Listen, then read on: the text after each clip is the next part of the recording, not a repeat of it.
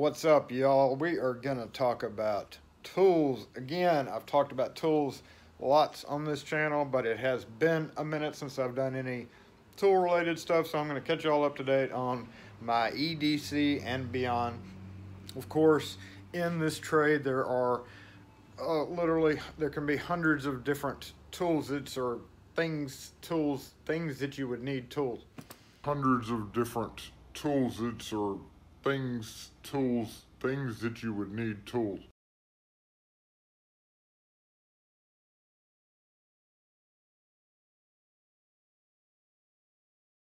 Things that you would need tools to undo or reattach or take apart. Bits, different shaped heads, pliers, screwdrivers, just everything. And now, of course, if you're just starting out, because I know I've got a lot of guys that are just kind of maybe starting out in this business, you can, if you're just getting into house rekeys, you can do a lot with the primary tools that we're going to talk about in the video here. However, as you go on and as you get into maybe commercial stuff or more automotive or safe work, there's always going to be specialty tools. Some of them really expensive, some of them not needed. I'm not going to talk about any of those because that would be a video series, and I'm not prepared to do that. But what I'm going to try to do is break it down to what I really everyday carry. And hold on. So, like I was saying, there are a ton of layers to the tools that you're going to need. So I'm going to go over what I everyday carry just for general hand tools. I'm not kind of really being locksmith specific yet because I'm not even going to go over the tools that I have like at my pinion kit areas because there's a lot of redundant things there. And I'm not talking about keying tools or anything like that. I'm talking about just general hand tools like drills, screwdrivers, pliers, bits, wrenches, scissors, everything like that, not specifically. So I won't be talking about really snap ring pliers or plug followers or blah blah blah pinion kits, because this is more general hand tools. And one of those things is batteries off the battery charger. Bring them in periodically and charge them. My thoughts on the Milwaukee, now that I've switched to red. This battery doesn't last very long. It's very small. So it surprised me once. I thought it was fully charged and it like went dead really quick. Well, from what I thought, really quick. Of course, it is a very small battery. The bigger battery does last a lot longer. My thoughts on it, I'm not really overly impressed. The chuck also loosens. Seems like easier. It is a more solid feeling chuck. I don't know if I'm just not, I mean, I've been using it constantly day, you know, every single day I use it. So it's not like I don't know how to tighten a chuck down, and it seems like it has slipped, but it slips weirdly compared to the DeWalt. With the DeWalt, it will slip kind of slowly. On that one, you'll be drilling and the chuck will just be like zzz and unscrew itself. No matter how tight you crank down on the keyless chuck part. That's one thing that sucks about keyless chucks. Come on, it's almost 2019. Y'all get together with the keyless chucks. And the light, as somebody mentioned in my thread, the light sucks. It really is just good for shining in your toolbox to find a screw. But when you're actually drilling, it puts below the plane of, so if you know you're drilling at this level right here, it puts the light here down. So it doesn't actually shine into the area as you're drilling, it's from here down. So right there is a shadow. That doesn't make any dang sense. Come on, Milwaukee. So, but my other one didn't have a light period, so I now use it just to tap it and look in the toolbox. But it's a very weak light too. Another thing, come on, there's high-end LEDs that you could put in there. I don't know what that is, but it's not that bright, honestly, and it could be obviously directed up instead of down. So other than that, it's a drill. Another thing that I'm going to talk about is my Vito Pro Pack. I've not talked about that at all because it has languished in my vehicle merely as a backup tool bag. My main bag invariably ends up being my drill kit. I don't know why I didn't bring the battery up here, because it's got all the stuff that I use when I need to drill adjust strikes on doors. So really, this is the toolkit that I grab all the time, and it does have a few hand tools in there. But now, okay, so we talk about this. This is the drill with a drill. A drill doesn't do anything by itself, right? You've got a drill. The drill is pretty much useless without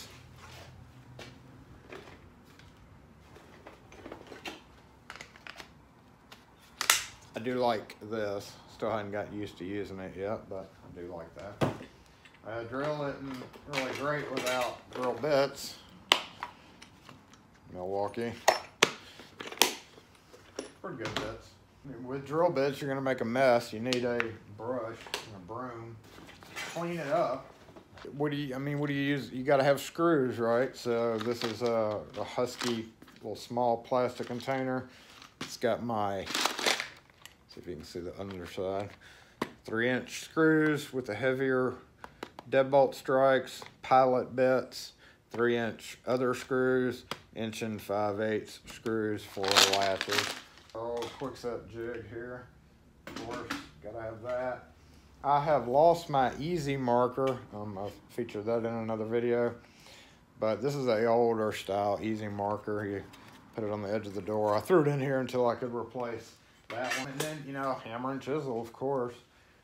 In my case, I have 3 chisels. Now I have still, I hate having to keep them in here like this, but I just do. I'm not patient enough to carefully cap and uncap, so it's okay. Of course, a 2 1/8-inch hole saw. These Silka packs, I save all Silka packs you get out of food because you can put them in your toolkit. Sharpies for coloring these screw heads black if they have dark bronze hardware. It works. I mean, it's fine. Putty knife, obviously, many applications for that. Linesman's pliers. Typically, I'd always use these to cut Schlage tail pieces, ends of keys, everything you need cut. I really don't use the jaws a whole lot and don't use it for electrical, but great pair of pliers. What most people think, why do you have wire strippers? These have these little screw gauges, so you screw in a screw and then do this and it cuts the screw. This is one of the most essential tools to go with your screw assortment. In fact, I have 3 of these, 2 or 3 of these. The other one's in here, and then I've got another one in the bottom of another screw kit, just redundant backup. I'm like that. And so yeah, you thread in your screw to the length you want and then do this, snap, and it cuts it, and then you unscrew the screw and it reforms the threads. So you can cut even down to 440 with this one.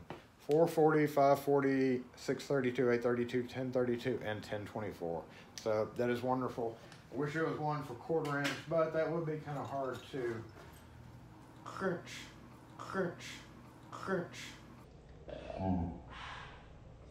Ruler, metal ruler. Plastic bag of old style strikes. Dowels for filling wood holes. You whittle it down, hammer it in, and break it. This is really helpful when you have to move a high security strike down, because sometimes you only have to move it down a little bit, and re-drilling in that hole is fairly difficult to do. Got another Sharpie and another bronze Sharpie to do bronze color, and a knife, a razor knife with the breakaway tips to score your mortise latches, a file that really probably shouldn't be in here, obviously for filing strike plates, or 2 1 inch and 3/4 inch, And I didn't even show you, in this thing is all my other spade bits. This is a art box from I think it was Michael's. But as you can see, like all your spade bits, standard length fit in there. You can fit in like 10 different bits. If I took that out, I could fit some more spades in there. There's actually a bigger bit in here. This thing has been wonderful, wonderful. And I have looked for it several times when I went back to art stores. I go to hobby stores and art stores a lot. So it's very thick plastic, and that lid does not come off by itself. So that's been a wonder. But I keep the main ones out, as well as a bit driver for the drill, another bit driver for the drill, and a carbide route, not carbide, I'm sorry. This is a cheap one. This is a $7 bit from Ace Hardware.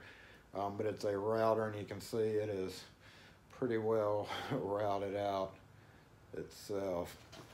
However, to maximize it, this is the biggest area, because when I'm putting torque on a strike plate, it's rubbing right there. However, you can move it back. We can keep getting some life out of this by pulling it away, and it's a little bit harder because it wants to slip off that rounded side. There are bits that have a flat on it. And here's an example of one with the flat tip. Useful, but not quite as useful. That would do that, but as you can see here on the tip, having the flat would not do what that needed to do, and that needed to get some drywall and stuff out of the hole that it was going down in. So the rounded bit is really the best. 3 1-inch hole saws. These are Milwaukee, I think. No, Lennox. Probably Lennox, and yeah, Lennox from Home Depot has the best ones. And there's a Milwaukee hole dozer, and I keep 3 in there. One of these, the reason I keep 3 is look at the teeth on that bad boy. Zoom in here. Zoom in. There we go. Yeah, that's worn down. This, I think, is the newest one.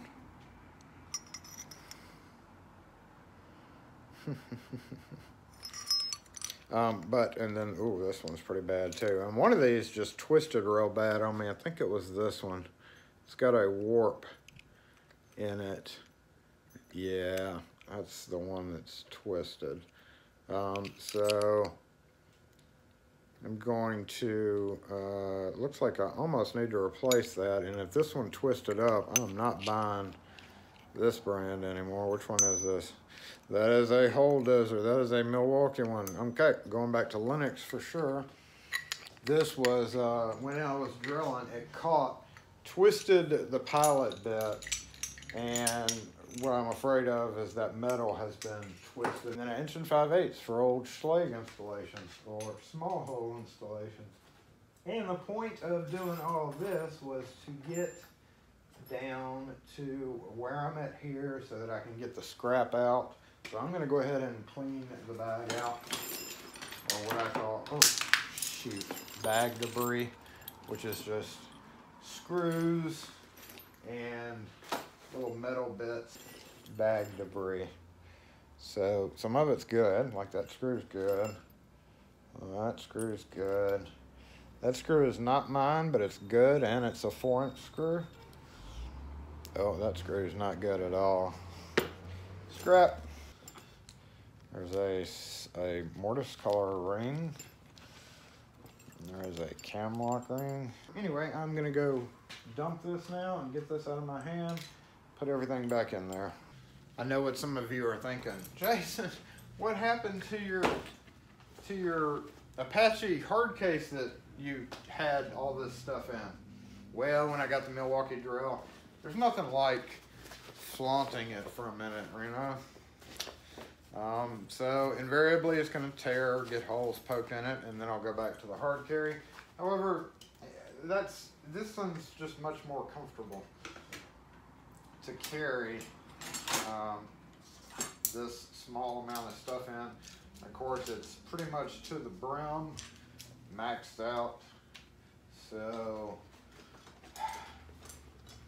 you know, I flip back and forth between this and the hard cases. Every so often I'll be like, I'm gonna go back to the hard case. So just for now, this is what I'm using. I mean, the pins could really be put, this doesn't have an outside pocket, which I don't like outside pockets anyway because the crap falls out of them. But this could all be organized probably fairly well in the Veto, which was what I was trying to maybe come up with. Also, it would be way better for my chisels. Just transfer my barely used tools into this. Makes more sense. I get more use out of my Veto. However, the open top is very appealing to me. Not dumping crap into the Veto is very appealing to me. There's several factors involved with that, because like after I clean up, say if I've got metal shavings or something and I'm cleaning up after a drill, I dump it in here if there's nowhere else to. Of course I could have a bag, you know, keep bags in there, it just adds to it. Invariably I don't, but ideally the best way to be have like Ziploc bags also in your toolkit. But in an open kit where stuff's just thrown in there, you know, it gets messy, it gets bad, and scratches it, tears it. So I don't want to dump stuff into the Veto. Of course, if I had the Veto, I have more pockets to keep stuff separated like it's supposed to, so I could very easily keep bags in there as well. It's just one of those things where I'm at the crossroads. I really want to use it, but I really don't want to use it, if you know what I mean. But for now, I guess I'm just going to throw all this back in here.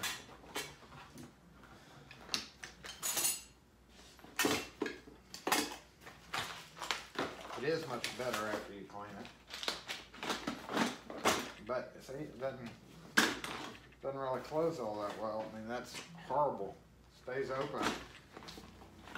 Sometimes it's so wide, just like from how stuff sits in there, that it doesn't make for a great carry at all.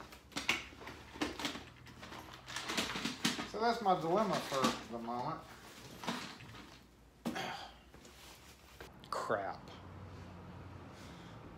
Kind of forgot something.